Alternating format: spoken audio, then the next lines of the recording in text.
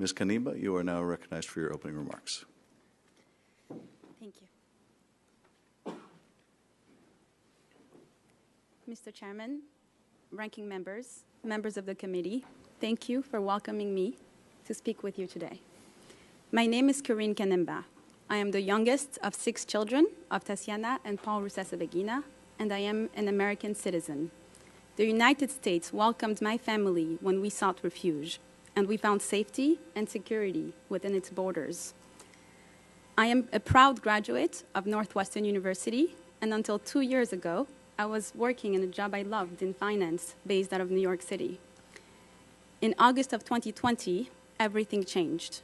Nearly 700 days ago, my father was lured from our family home in San Antonio, Texas, by an intelligence operation directed by the Rwandan government. He was kidnapped in Dubai and then illegally rendered to Kigali via private jet chartered by the office of the Rwandan president. He was tortured, subjected to a sham trial, and sentenced to 25 years in prison. The United States government has designated him as wrongfully detained, and the House has passed 2 resolutions already in support of my father and calling for his immediate release. Our family is extremely grateful to the House and to Congressman Castro and Congresswoman Kim for leading the efforts of this resolution. In 2021, I became the victim of NSO's Pegasus spyware. I was born in Rwanda, just prior to the 1994 genocide that made me an orphan. My birth parents were among the first victims of nearly 1 million people killed during the genocide, leaving my sister Anaïs and I orphans. Anaïs is a graduate of Georgetown University here in Washington, D.C., and she's here with me today. My father, Paul Rusesabagina, is a hero of the genocide. In 1994, he was the manager of the hotel in Kigali, and he gave refuge to 1,268 people in his hotel, risking his life every single day to push back the militia that was waiting outside. And not a single person was killed. Once the killings finally ended, my adoptive parents, Tatiana and Paul, heard that our parents had been killed, and they searched for Anaïs and I, found us in a refugee camp, raised us, and loved us as their own, along with my new brothers and sisters, Lise, Roger, Diane, and Tresor. My mother, Tatiana, is here with us today. In 2004, this story was portrayed in the film Hotel Rwanda, and my father's name became known all over the world as a man of peace and virtue. In 2005, he was awarded the U.S. Presidential Medal of Freedom, the highest honor in our country. My father was given a platform, and he used it for good. He was critical of the increasing violations of human rights of Rwandans, calling loudly for democracy, freedom of speech and press, as well as truth and reconciliation for all Rwandans. This criticism turned him into a target of the Rwandan president, Paul Kagame. The campaign was targeted and brutal. Assassinations attempts against my father's life in Belgium, house break-ins and intimidation attempts. But my father was never intimidated because he knew that he had a responsibility to use his platform to be the voice for the silenced victims of the 30-year Rwandan dictatorship. President Kagame has called my father's kidnapping a flawless operation. It was flawless because Rwanda surveilled and tracked him in San Antonio, Texas, and publicly boasted about doing so.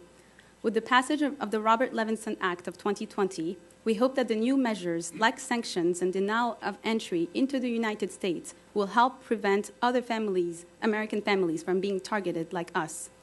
In February 2021, I was contacted by a collective of journalists called Forbidden Stories, working with Amnesty International and Citizen Lab on the Pegasus project. Their research on Rwanda and Pegasus gave them reasons to believe that I was being spied on. They asked to conduct forensics analysis on my phone, and I agreed. It was then discovered that that Pegasus surveillance had been used to target me. I was mortified, and I am terrified. The forensics reports have been presented to this committee, and they show that the spyware was triggered as I walked in with my mom into a meeting with the Belgian Minister of Foreign Affairs. It was active during the calls with the U.S. presidential envoy for hostage affairs team and the U.S. State Department, as well as U.S. human rights groups. This surveillance is illegal under U.S. law, and it allowed the Rwandan government to stay a step ahead as we fought to keep our father alive. I am told that my surveillance would cost the Rwandan government millions of dollars. Rwanda is the third most aid-dependent country in the world. Foreign aid makes up to 70% of national expenditure, and the U.S. provided $160 million in aid to Rwanda last year.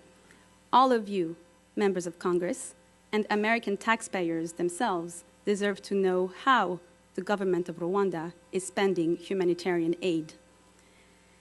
Then 2 months ago, Citizen Lab also discovered that my cousin Jean-Paul Ntunzelumpa's phone had been infected.